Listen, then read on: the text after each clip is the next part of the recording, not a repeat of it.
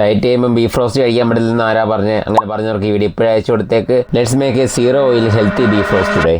ആദ്യം ഒരു കുക്കറിൽ ആവശ്യത്തിനുള്ള ബീഫ് എടുക്കുക. ഞാനിപ്പോൾ അറൗണ്ട് 1 കിലോ ബീഫാണ് എടുത്തിരിക്കുന്നത്. അതിലോട്ട് സവാള അല്ലെങ്കിൽ കൊച്ചുള്ളി, ഇഞ്ചി, വെളുത്തുള്ളി, പച്ചമുളക്, തക്കാളി എന്നിവ ചേർക്കുക.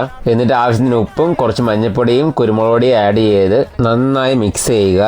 എന്നിട്ട് കുറച്ച് വെള്ളം കൂടെ ഒഴിച്ച് കുക്കർ അടച്ച് വെച്ച് നിങ്ങൾ വാങ്ങി ബീഫിന്റെ വേവ് അനുസരിച്ച് കുക്ക് ചെയ്യുക. ഇനി വേറൊരു പാനിൽ മഞ്ഞൾപ്പൊടി, മല്ലിപ്പൊടി, മുളക് പൊടി, ഗരം മസാല എന്നിവ ചേർത്ത് നന്നായി ഡ്രൈ റോസ്റ്റ് ചെയ്യുക. മസാലയുടെ പച്ചമണം മാറി കഴിയുമ്പോഴത്തേക്ക് നമ്മൾ വേവിച്ച് വെച്ച ബീഫ് അതിലോട്ട് ആഡ് ചെയ്യുക. കൂടെ കുറച്ച് കറിവേപ്പിലയും. എന്നിട്ട് തുറന്ന് വെച്ച് ഹൈ ഫ്ലെയിമിൽ ഗ്രേവി മൊത്തം വറ്റിച്ചെടുത്ത് റോസ്റ്റ് ചെയ്ത് എന്നിട്ട് ഫൈനൽ ടച്ച് ആയിട്ട് കുറച്ചുകൂടെ കുരുമുളക് പൊടിയും ഗരം മസാലയും കൂടെ ആഡ് ചെയ്ത് ഒന്നും കൂടെ മിക്സ് ചെയ്ത് നമ്മുടെ 0 oil ബീഫ് റോസ്റ്റ് റെഡി.